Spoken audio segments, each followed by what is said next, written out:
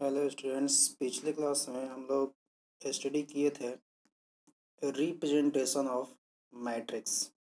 हम लोग किसी भी मैट्रिक्स को कैसे रिप्रेजेंट करते हैं।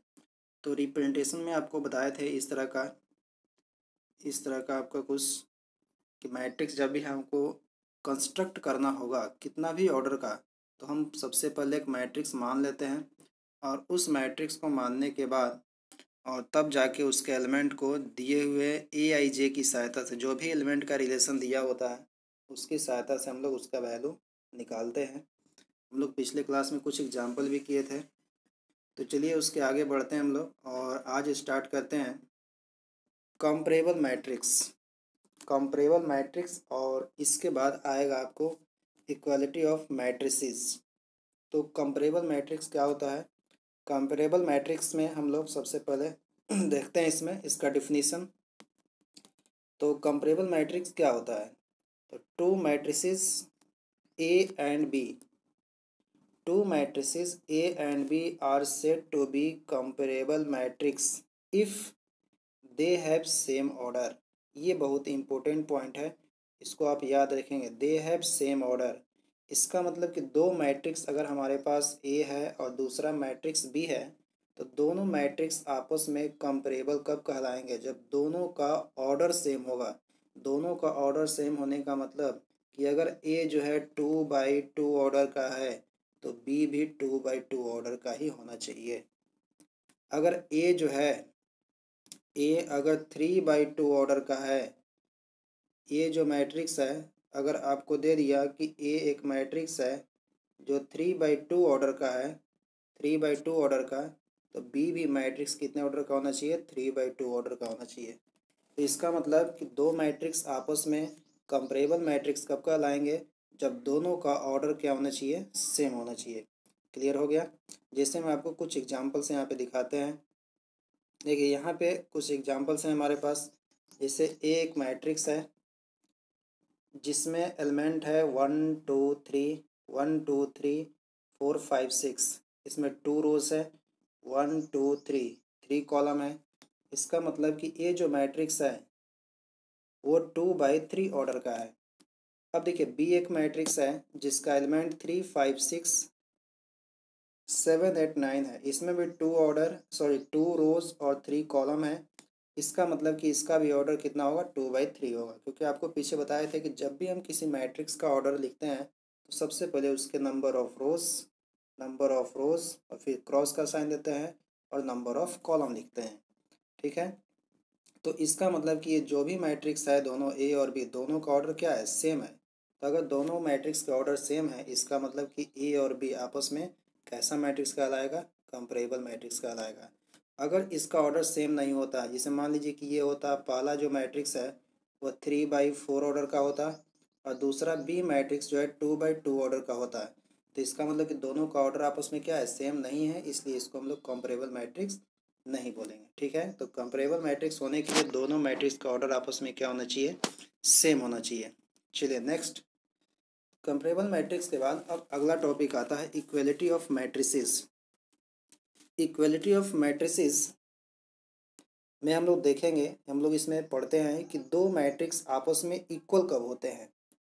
तो दो मैट्रिक्स के आपस में इक्वल होने के लिए आपको बता दें कि दो मैट्रिक्स आपस में इक्वल तभी होते हैं जब उनका ऑर्डर के साथ साथ उन दोनों मैट्रिक्स के कॉरस्पॉन्डिंग एलिमेंट भी सेम होना चाहिए।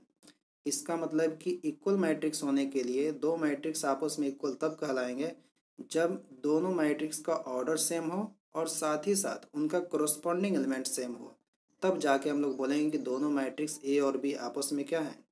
इक्वल मैट्रिक्स है। तो देखिए यहाँ पे डिफिनीशन लिखा हुआ है, two matrices A and B are said to be equal if they have same order and their corresponding element are equal and it is written as, इसको लिखते कैसे हैं? a equal to B. इसको लिखा जाएगा a इक्वल टू बी से, क्योंकि a और b दोनों आपस में कैसा मैट्रिक्स होगा? इक्वल मैट्रिक्स होगा। अब देखिए ये तो आप समझते हैं कि दोनों का ऑर्डर सेम होना चाहिए, लेकिन दोनों का ऑर्डर सेम होने के बाद भी उसमें एक चीज़ और दिखा रहा है कि उसका करस्पॉन्डिंग एलिमेंट भी इक्वल होना चाहिए। करस्पॉन्डिंग एलिमेंट क्या होता है? इस चीज़ को हम लोग देखते हैं। तो देखिए करस्पॉन्डिंग एलिमेंट आपको दिखाते हैं यहाँ पे। जैसे मान लीजिए हमारे पास एक मैट्रिक्स है, यहाँ पे ए मैट्रिक्स है जिसका एलिमेंट 2 3 4 5 है। तो इसमें देखिए इसमें 2 रोज है, 2 कॉलम है, तो इसका ऑर्डर कितना हो गया, इसका ऑर्डर हो गया 2/2। क्लियर है। अब भी एक मैट्रिक्स है, इसमें भी देखिए 2 रोज 2 कॉलम है, इसका भी एलिमेंट है 2 3 4 5, इसका भी ऑर्डर सेम है। तो 2/2 ऑर्डर का है दोनों, तो इसका मतलब कि ये हो गया आपका कि दोनों का ऑर्डर सेम हो गया। लेकिन पहला केस मिला, तो इक्वल होने के लिए पहला केस यहाँ पे मिल गया कि दोनों का ऑर्डर सेम है। और उसके बाद दूसरा पॉइंट क्या कहता है कि दोनों का करस्पॉन्डिंग एलिमेंट सेम होना चाहिए। तो करस्पॉन्डिंग एलिमेंट सेम होने का मतलब देखिए ए जो मैट्रिक्स है इसका जो फर्स्ट एलिमेंट है जो A11 प्लेस पे है, वो बी मैट्रिक्स जो A11 प्लेस है उस पे भी वही एलिमेंट है, 2 ही है। तो इसका मतलब ये देखिए ये पहले के बराबर होना चाहिए फर्स्ट, ये सेकेंड A12 के बराबर, A21 के बराबर, A22 के बराबर होना चाहिए इस तरह से। इसका मतलब कि दोनों मैट्रिक्स का देखिए ऑर्डर भी सेम हो गया और सबका करस्पॉन्डिंग एलिमेंट भी सेम है, 4 4 के बराबर, 5 5 के बराबर, इस तरह से 2 2 के, 3 3 के। क्लियर हो गया। अगर यहाँ पे किसी भी तरीके से हम ये अगर एक एग्जाम्पल ऐसा होता कि यहाँ 2 3 4 5 होता, यहाँ पे 2 3 के बदले यहाँ पे 7 हो जाता, तब देखिए तब इसका ऑर्डर तो सेम है लेकिन करस्पॉन्डिंग एलिमेंट देखिए ये इसके इक्वल है, ये इसके इक्वल है, ये इसके इक्वल है, लेकिन ये क्या 3 7 के इक्वल है, नहीं है। इसलिए हम लोग इक्वल मैट्रिक्स नहीं बोलते।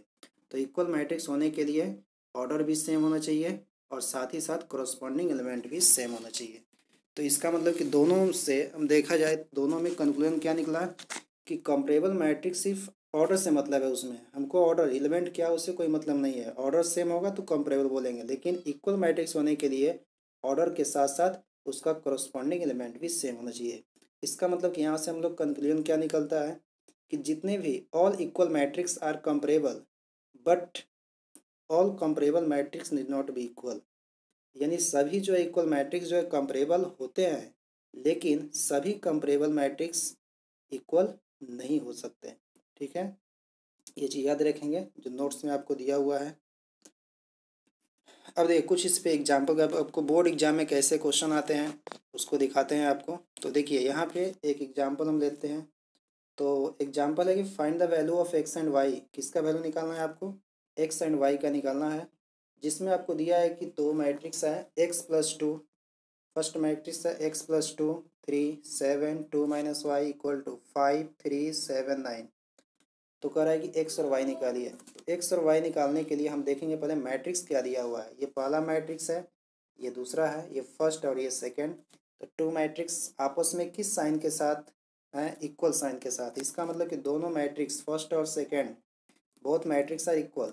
देयरफॉर यहाँ पे जो फर्स्ट एलिमेंट होगा ये किसके इक्वल होगा, इसके बराबर। देखिए क्योंकि ऑर्डर भी सेम है, ये 2/2 का है, ये भी 2/2 का है। इसका मतलब कि ऑर्डर सेम है। तो हम क्या करेंगे, हमको एक्स और वाई अगर निकालना है तो हम क्या करेंगे कि अब एलिमेंट को बराबर करा लेंगे। तो एलिमेंट को इक्वल कराएंगे तो वहाँ से एक्स और वाई निकल जाएगा। तो देखिए यहाँ पे x+2 अगर हम ध्यान दें तो x+2 किसके इक्वल होगा, 5 के। तो x+2 = 5 ले लिए एक इक्वेशन। तो x = कितना मिलेगा, 2 इधर जाएगा तो माइनस हो जाएगा तो 3 बच जाएगा। सेकेंड y निकालना है तो y वाला यहाँ पे आपको दिख रहा है पॉइंट। तो 2 - y = 9 कर लेंगे तो y = कितना हो गया, -7। क्लियर हो गया। एक्स और वाई निकालने के लिए क्या करेंगे कि जहाँ एक्स और वाई वाला पॉइंट आपको दिखे वहाँ से करस्पॉन्डिंग एलिमेंट को इक्वल कीजिए। इसका मतलब कि इसको इसके इक्वल कर सकते हैं, ये 3 3 के इक्वल तो है ही, 7 7 के इक्वल है ही, और यहाँ वाई दिख रहा है तो वाई इसके इक्वल कर लेंगे। यहाँ से निकल जाएगा आपका एक्स और वाई की वैल्यू। अब आपको बता दें कि एक्स और वाई जैसे हम निकालते हैं तो आप इसका आंसर चेक भी कर सकते हैं कि जो हम एक्स और वाई की वैल्यू निकाले हैं वो गलत है कि सही है। तो एक्स और वाई की वैल्यू निकालने चेक करने के लिए हम क्या करेंगे कि जो भी हमारा आंसर आएगा एक्स और वाई की वैल्यू के रूप में, उस वैल्यू को हम दिए हुए मैट्रिक्स में सब्स्टिट्यूट कर देंगे। तो जैसे ही सब्स्टिट्यूट करेंगे तो दोनों मैट्रिक्स आपस में इक्वल होने चाहिए। देखिए एक्स की वैल्यू कितनी है, 3। तो एक्स की वैल्यू अगर हम यहाँ पे 3 रखेंगे तो ये हो जाएगा 3 + 2 कितना होगा, 5, और 5 इसके इक्वल है। देखिए क्लियर हो गया, ये तो 3 3 के इक्वल ही है। और सेवन सेवन है ही है। अब यहाँ देखते हैं y की जगह पे, तो y इक्वल टू कितना आया है -7, तो -7 यहाँ रखिएगा तो 2 माइनस -7, तो माइनस माइनस प्लस हो जाएगा, तो 7 और 2 9 हो जाएगा, तो ये 9 हो गया आपका। इसका मतलब कि x और y के वैल्यू रखने पर दोनों मैट्रिक्स आपस में इक्वल हैं, इसका मतलब कि हमारा आंसर x और y की वैल्यू क्या है, सही है। क्लियर हो गया। अब देखिए नेक्स्ट, अब इसके बाद हम लोग को कोई भी मैट्रिक्स का अगर क्वेश्चन आएगा इक्वल मैट्रिक्स का, तो हम लोग क्या करेंगे, वहाँ से एक्स और वाई की वैल्यू निकाल सकते हैं। तो एक्स और वाई की वैल्यू निकालने के लिए हम क्या करेंगे कि सिर्फ उसका कोरस्पॉन्डिंग एलिमेंट को इक्वल करा देंगे, क्योंकि ऑर्डर तो सेम होगा ही होगा। और कोरस्पॉन्डिंग एलिमेंट इक्वल कराएंगे तो जिसमें आप देखेंगे कि एक्स और वाई वाला पॉइंट होगा उसी को इक्वल कराएंगे। तो आज हम लोग क्या सीखे, कंपेरेबल मैट्रिक्स, और कंपेरेबल मैट्रिक्स के बाद इक्वालिटी ऑफ मैट्रिसेस। इसका मतलब कि दो मैट्रिक्स आपस में कंपेरेबल कब कहलाएंगे, जब दोनों का ऑर्डर सेम होना चाहिए तो हम कंपेरेबल बोलेंगे। अगर दो मैट्रिक्स का ऑर्डर सेम है और साथ ही साथ उसका करस्पॉन्डिंग एलिमेंट भी सेम है, तो उसको हम लोग क्या बोलेंगे, इक्वल मैट्रिक्स बोलेंगे। तो ए इक्वल टू बी। अब देखिए equal matrix, every equal matrix are comparable, but every comparable matrix need not be equal. यानी सभी जो है इक्वल मैट्रिक्स कंपेरेबल होते हैं, लेकिन सभी कंपेरेबल मैट्रिक्स इक्वल नहीं होते हैं। ठीक है, तो इतना हम लोग समझ गए। इस पे आपका क्वेश्चन अगर एनसीईआरटी बुक्स बनाते हैं तो उसके 3.1 के क्वेश्चन आपको टोटल बन जाएंगे। उसमें बस एक क्वेश्चन जो है वो नहीं बनेगा, जो स्क्वायर मैट्रिक्स पे डिपेंड है। ठीक है, तो स्क्वायर मैट्रिक्स हम टाइप्स ऑफ मैट्रिक्स जब स्टार्ट करेंगे नेक्स्ट क्लास में तो उसमें बता देंगे, लेकिन तब तक सारे क्वेश्चन आप बनाएंगे। ठीक है, चलिए तो नेक्स्ट हम लोग अगले क्लास के लिए फिर हम लोग मिलेंगे फिर नेक्स्ट क्लास में।